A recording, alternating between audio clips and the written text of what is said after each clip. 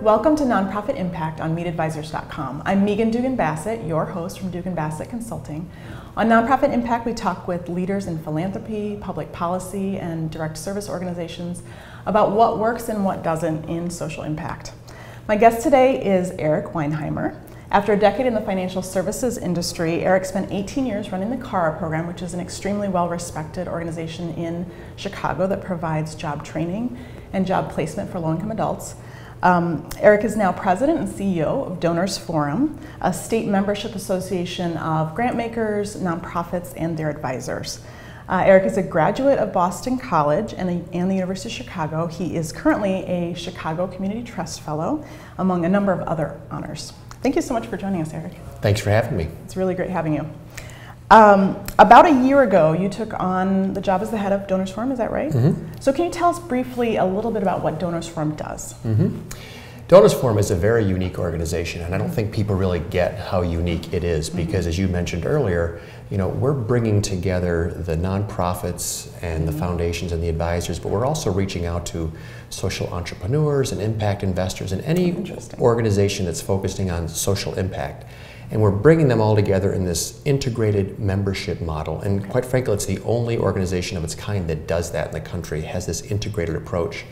And as a result of having such a varied membership base, we're able we have the platform to provide education and advocacy, project management, and we have the platform to build the systems that ultimately create a vibrant sector, a vibrant ecosystem that allows all of us to do our best work. And so Donors Fourm is all about building that sector so that we all can maximize our impact.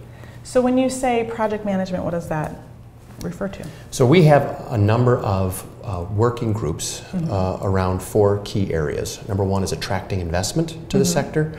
Number two is developing top talent. Number three is enhancing systems and policies, and number four is building organizational capacity. So we bring these diverse working groups together cross-sector, and we project manage those working groups so they can help identify what's the long-term goal, short-term goal, and action steps. And we're that backbone organization that helps move this work forward. Okay, that's wonderful. That's really needed in the nonprofit sector, I think. It really is needed, absolutely. Yeah. So what we're talking about today is you've done a lot of work in social entrepreneurship and social enterprises. So finding funding is a constant challenge for nonprofits. And one of the new and shiny ways of doing this is through starting a social enterprise. Can you explain briefly what that concept is, what that means? The definition of social enterprise varies depending upon who you talk to. Right. In general, with social enterprise, it's a business. It could be a for-profit or non-profit business that is focused on fulfilling a social mission, and it generates revenue by selling goods and services, and then the proceeds from that business are plowed back into, again, focusing on the social mission. So it could be a business that makes and sells jewelry and employs women to make and sell that jewelry. It could be an urban farm that sells organic produce and hires people from the community to do that work. The key issue is that social mission is inextricably linked to the DNA of the organization. It's part of the organization's DNA. That's what makes it a social enterprise. Yeah. So for, say, someone who's coming from the for-profit sector or even a board member who has maybe a financial services background, what's different about a social enterprise? How do they, what are things that they might be surprised by that's different in how a social enterprise works versus a normal business? The social enterprise has social mission in its DNA, and it's a little bit more complicated, quite frankly. So yes, you're starting a business, a sustainable business, and you need to make sure it's profitable so that it can continue on. But that social mission has a cost, whether it's hiring people who maybe not have the skills that the private sector would usually expect, or especially if you're tackling on some really challenging issues. So there's a cost to that social mission, and that needs to be considered when you're putting together business models and you're making assumptions. Right. Okay. So one of the social enterprises you started was Clean State Chicago at the CARA program. So can you tell us, in retrospect, what do you think made that successful? What were the elements that you want to share with other nonprofits about what lessons to take from that successful example? Number one, you have to have a product that the market is going to buy. You have to have customers who say, that's what we need. In our case, for Clean Slate, they were business districts, and they were looking for a business to beautify their neighborhood, to clean the sidewalks, to keep the snow off, to maintain the gardens. And so we had this quality product that they were looking for in order to enhance their business district and hopefully attract more customers. The second thing is we had great support from the foundation community and from corporations and the public sector and individuals. We had a very compelling mission. We were taking individuals who were having a very difficult time, who were getting to get jobs in the private sector because of significant obstacles to employment, and we were providing them with these transitional jobs. And so it was the sustainable business model that was serving a need in the private sector with a compelling mission. And so it was very easy for people to get behind that. Right.